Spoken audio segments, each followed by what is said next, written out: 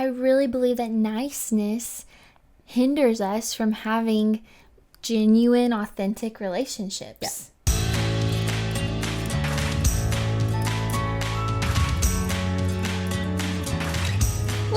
What's up, incredible, loved, and valued people. I am so happy to welcome you to the Have You Heard podcast. I am your host, MMA McDaniel, and today is one of the sweetest episodes because Mama J is on, and we are talking about the difference between being kind and being nice. So friends, grab your headphones and let's get into the word. Mama J, welcome to the podcast. Thank you, Emma McDaniel. Guys, this is the best. I feel like last time my mom was on, it was when I was like 2 months into marriage, and it was such a heart to heart, and I feel like that's what every single one of our conversations is like. And so this just feels like we're just chilling on the couch, but we're getting to talk into microphones at the same time. I know. I love it. Come after work and just sit on the couch and talk. Yeah, it's like the best. We literally just had Chick-fil-A, and now we're recording a podcast. Dinner of champions. Yeah. And I feel like this is so fitting because you live this. Like, I feel like this is something that I have learned from my mom so much, and we're going to talk more about what I'm about to say, but my mom does not care what people think. And I mean that in the most, like, just sweethearted way. Like, she is just so bold and so sure of where she stands and doesn't let, like, fear of what people think waver her from that. And so that leads into my first question, because some people may think, like, I feel like these are literally just synonyms of each other, like kindness versus niceness. And I think that intrigues us to listen in on, wait, is there actually a difference? So I'd love for you to talk about, like, what is the difference, if there is one? Yeah, I think it's, good or bad. And I'm sure we'll get into this later in our conversation. When you think of nice, I think you think of someone that is always willing to do whatever it is you need them to do. Like, they're great to have around. Like, I mean, they're always going to be typically agreeing with you. I think even if you look in the Webster Dictionary, we were talking earlier, like, it truly does have the word agreeable part of the definition. And so when you think of that, like, is the person always doing what they want to do? Or are they just always trying to please the person that they are actually trying to interact with? When you think of kind, though, it doesn't necessarily mean that they're always agreeable. It means that they're being very truthful. Doesn't always necessarily mean it's what you want to hear, but it's what you may need to hear. Yeah. And then also for me, it means that I'm also taking myself into account. What do I want? What is best for me? And sometimes that may mean telling you no. And so it may not seem kind, but in my mind, the difference is nice is about me pleasing man. Kind is about me staying true to me, being bold, and sometimes that's not going to actually be looked at as something that is kind or nice as we define it in the world. Yeah. So I would say I'm definitely a kind person. I think too, especially talking to people who follow Jesus, whenever we talk about doing what we want to do, I feel like, I speak this in reflection of my own self, like sometimes I can really shy away from that because I feel like, oh no, that's selfish. Like, I don't want to do what I want to do. I want to always do what, like, I want to put others first. And I feel like... I talk to you about this all the time. Yeah, you do. I think today. We actually talked about this today. Yeah. Yeah. So I feel like I'm probably not the only one who, like, feels that way. And you're so good at this and your confidence. Like, can you tell us how, like, doing what you want to do, being sure of yourself, is different than selfishness?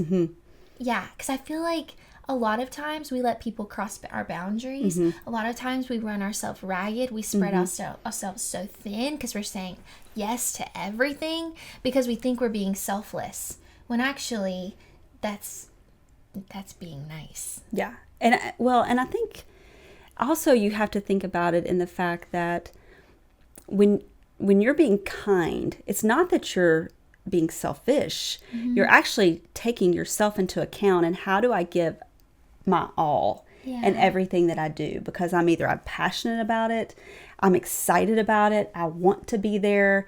But if I'm being nice and I just say yes, maybe I'm present, but I'm not really present. I don't really want to be there.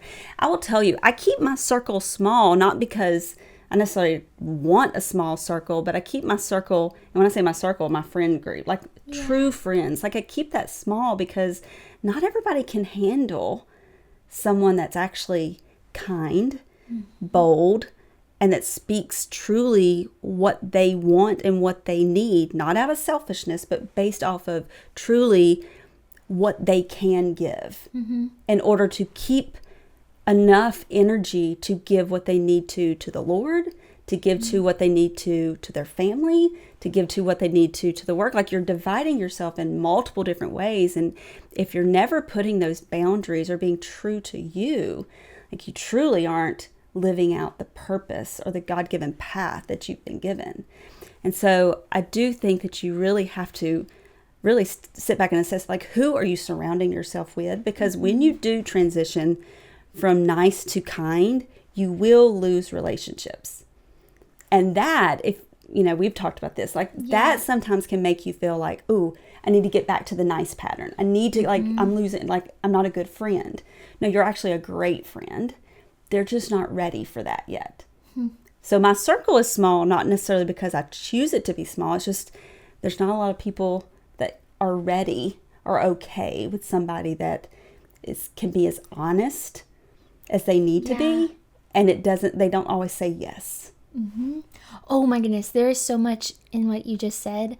I feel like one thing out of like 5 that I want to touch on is, I feel like in our culture we view kindness or loving people well as being agreeable. And so on the flip side of that, if I don't agree with you, if I don't go along with you, if I'm not approving of what you're doing, then you hear that I hate you, that I'm not a good friend, that I'm judging you. And I think that can be a really dangerous way to live, because you actually end up robbing yourself of such necessary and healthy community. Because the healthiest community you'll have is community who calls you out and calls you higher. I will tell you, when you identify those people that truly will walk with you in your kindness, aka your boldness, they can't, honestly, boldness and kindness need to be one and the same. Because I'll say this first before I go, you don't need to be kind. Like, when I say I'm kind and I'm honest, I do it with the other person's feelings, like, in hand. I understand. I have a relationship enough with that person to understand what and how I need to communicate. I don't just say no. Like, there's a way in which you do it that truly you genuinely have that person and the way that they need to be spoken to into account. And so you're still honest, and you meet them where they need to be and have that honest conversation. So that said, like, it's not being mean. It's being kind, just with truth. But then, I think when you do start to get those people with you that truly accept the kindness, they accept the boldness, they accept some good discussion, like, why do you see that in me? Maybe it's, I'm telling you that, hey, like, iron sharpening iron, I see an area that you need to improve on. That's being kind, but it may not necessarily feel good. But if we have a relationship, you can actually say, okay, tell me more about that. If we don't have a relationship, though, it's hard to actually truly be bold and be kind. That's when we tend to really side more with the nice, because the relationship is very surface, or it's not there at all. And so I think it's, where are you leaning in and building true relationships that allow you to be kind, they allow you to be bold, and actually allow good dialogue. And yes, I agree. I think when you look at our culture, people aren't taking enough time to build relationships to be able to get to a place where you can be kind and have good discussion. They're just going straight to facts, and there's not any kindness attached. It's just opinions. And opinions without a relationship can definitely cause division. 100%. And I think whenever I love how you're talking about the fact that kindness is not rude. Kindness is honest. And sometimes we associate honesty with rudeness, when actually one of my favorite verses, one of the first verses like I ever memorized, was that an honest answer is like a warm hug.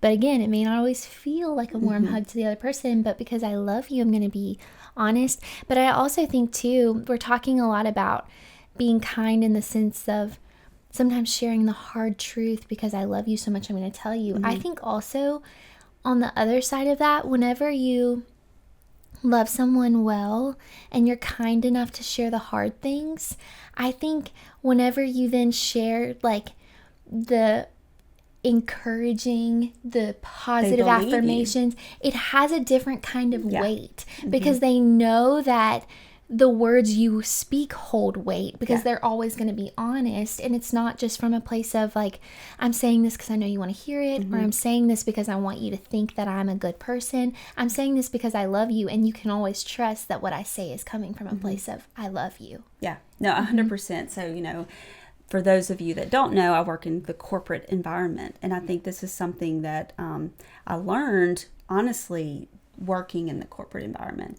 And so I have a team of people that I know I can build trust and credibility with them if I'm kind, i.e. meaning I am very honest. I give good real-time feedback, and sometimes that feedback is going to be praise and affirmation because they truly have done an incredible job. But sometimes that feedback is going to be, there was an opportunity, we could have done this better. But because I give both and I'm not heavy one-sided, they truly take the feedback I give as valid feedback. And it's the same with friendships. Like, if it's always one-sided, then there's not really the credibility of the advice or the feedback that you're giving. Yeah, I really believe that niceness hinders us from having genuine, authentic relationships. Like every 100%. time, because you can only go so deep.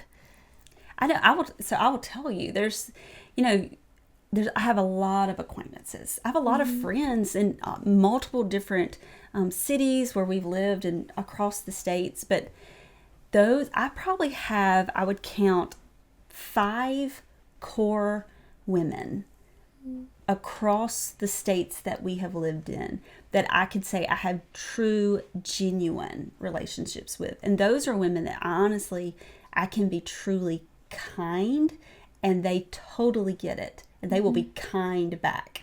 And that means we're bold, we're iron sharpening iron, we're truly in relationship together, walking daily, and those are hard to find. And so that's when I say your circle may get smaller with those quote relationships that you thought you had.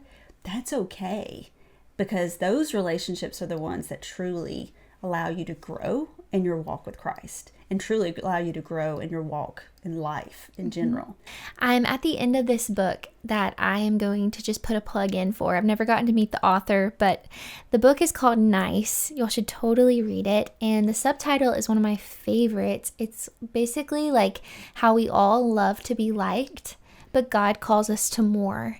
And that's a really big heart. Like, before I have any podcast episode, have anybody on, like, I think of what do I want you to take away? And I think that subtitle really encompasses what I really hope y'all take away today, is that we all have this innate desire in us to be liked.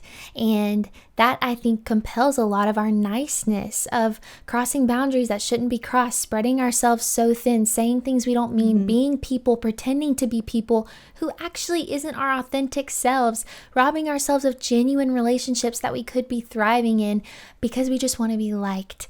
But God is calling us to more. Like, the fruit of the Spirit is kindness, which is not niceness. And something that she says in her book, which I thought was just so good, and she quotes someone named Emily Freeman in the book, and she basically gives a definition to kindness, which she says, kindness is a warm meal, a soft word, a high five, an offer to help. So like we're saying, kindness is gentle, kindness is gracious, kindness is good and thoughtful and considerate and compassionate. But this is I love that the end of this definition because it kind of catches you off guard.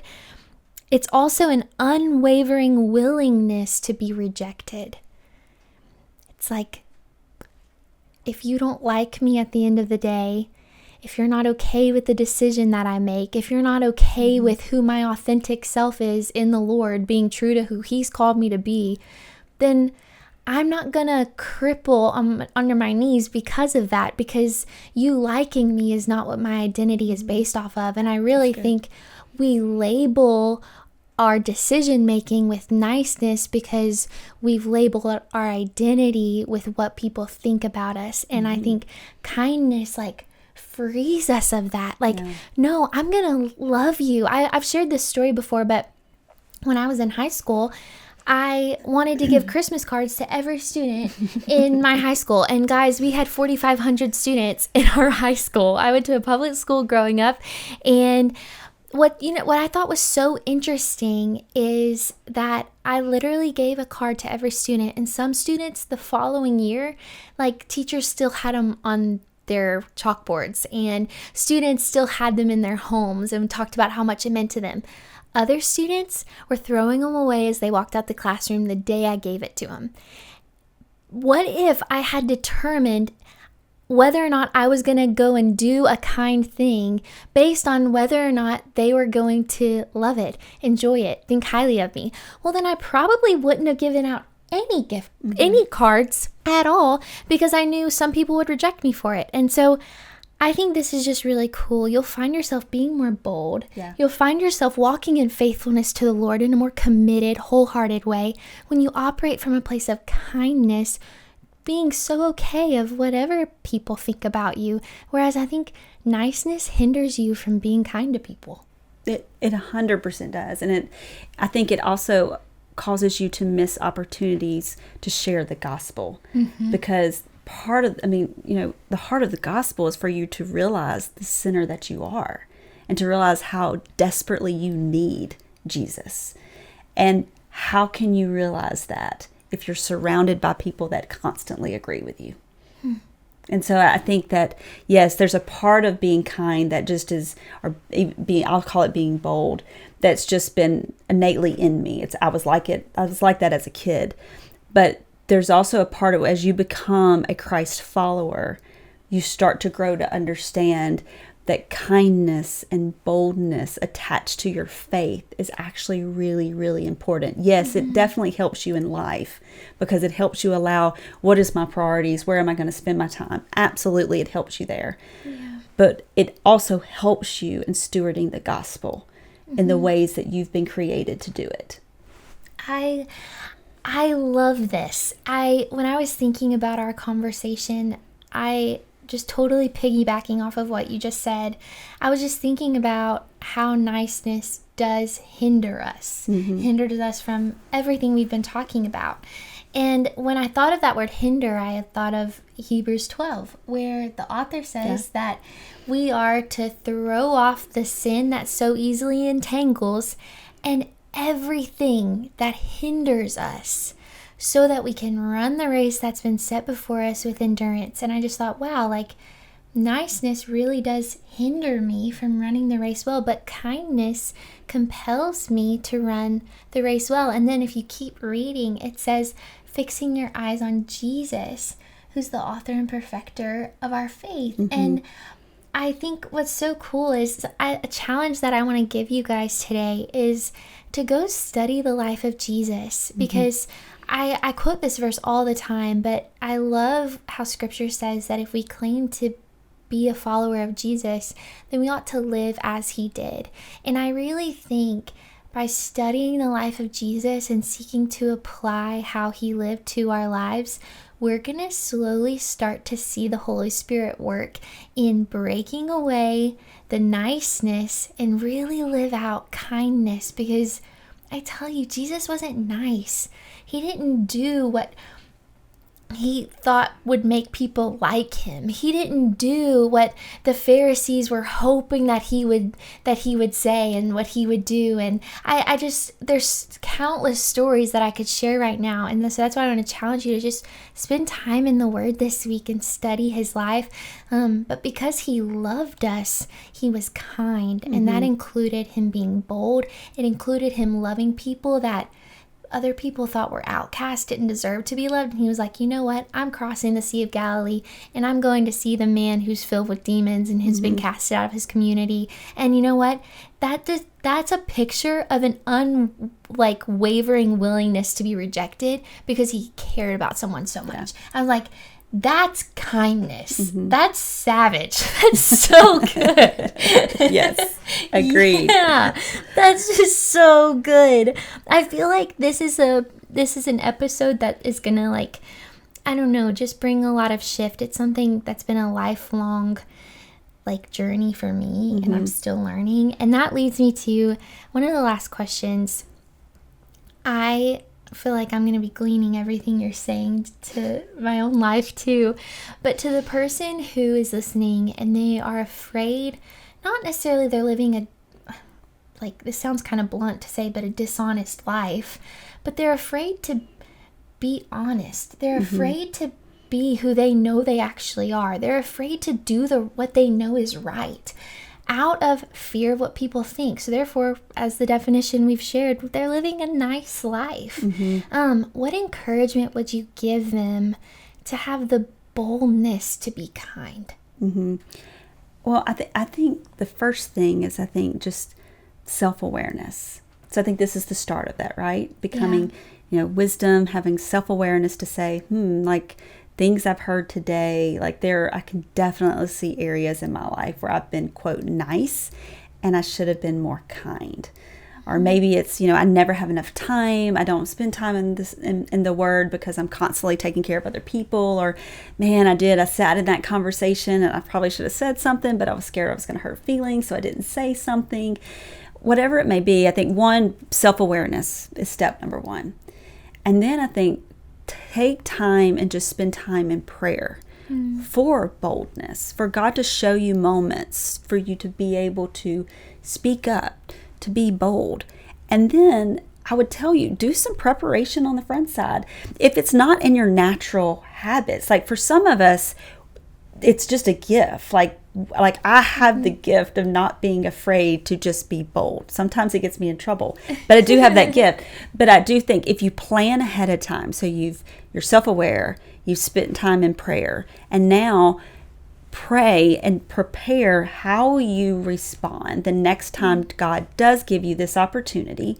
What's that step going to look like? And it doesn't need to be you climbed the top of the mountain and you accomplished it all and I figured it out. It could just be as bold as saying, okay, next time, the first step here, the next time somebody asks me to do something and I don't want to do it, I'm going to say no, and this is going to be my response. And you prepare that response. It could be something as simple as that. Yeah. And then I think reflection every day to, hey, how did I do today? Yeah. Were there opportunities I could have been more kind versus nice?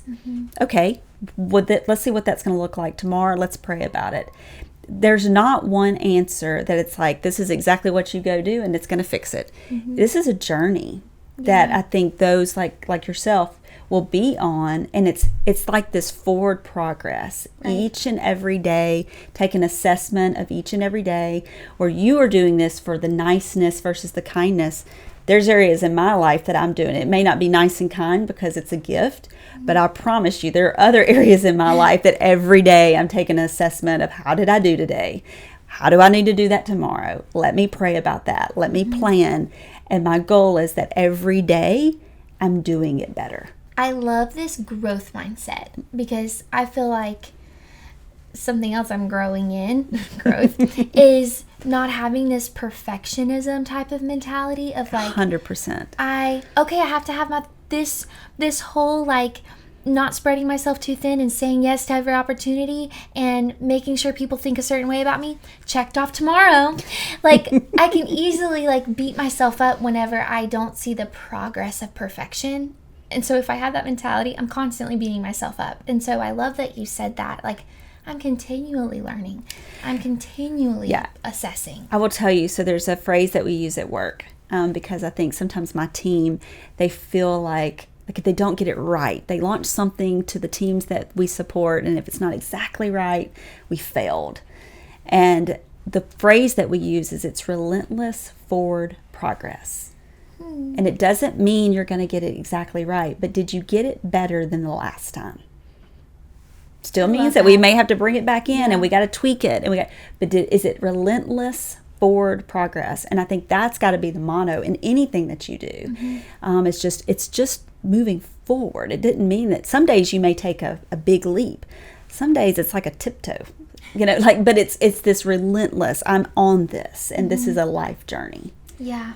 And I think too, this is something really fun that, like, I learned this a lot from you, and also I have not had my brother on the podcast yet, but it is one of my, honestly, it is one of my life goals to have my brother on the podcast.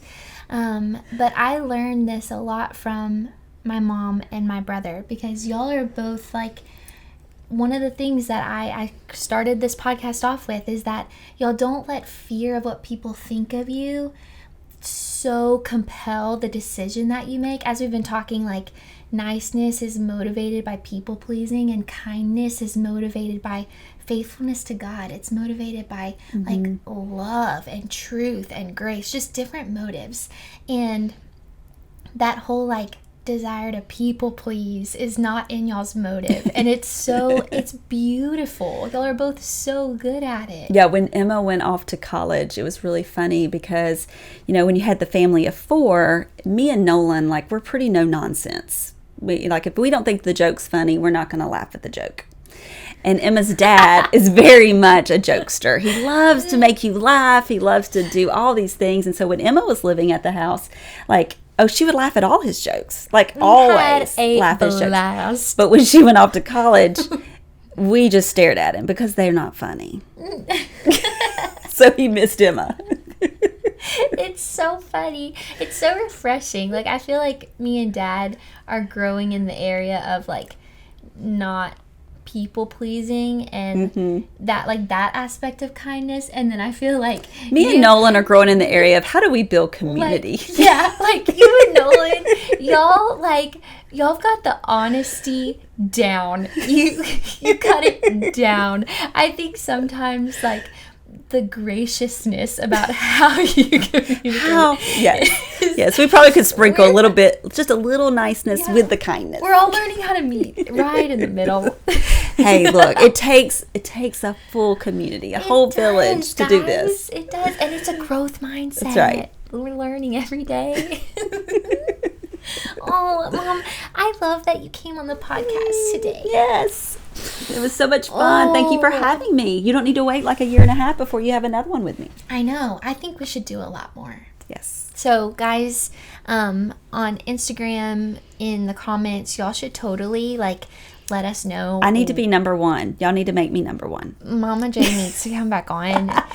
Y'all need to let us know what topics y'all would like for me and Mom to just come on and talk about. What questions y'all have that we don't know everything, but from our life experience and our love for God, we want to talk about it and hopefully encourage y'all and pour into your lives. So totally let us know, and I hope that you'll have an incredible rest of your week. I hope that your relationship with yourself, your relationship with God, and your relationships with people are blessed because of this episode and what God does through it.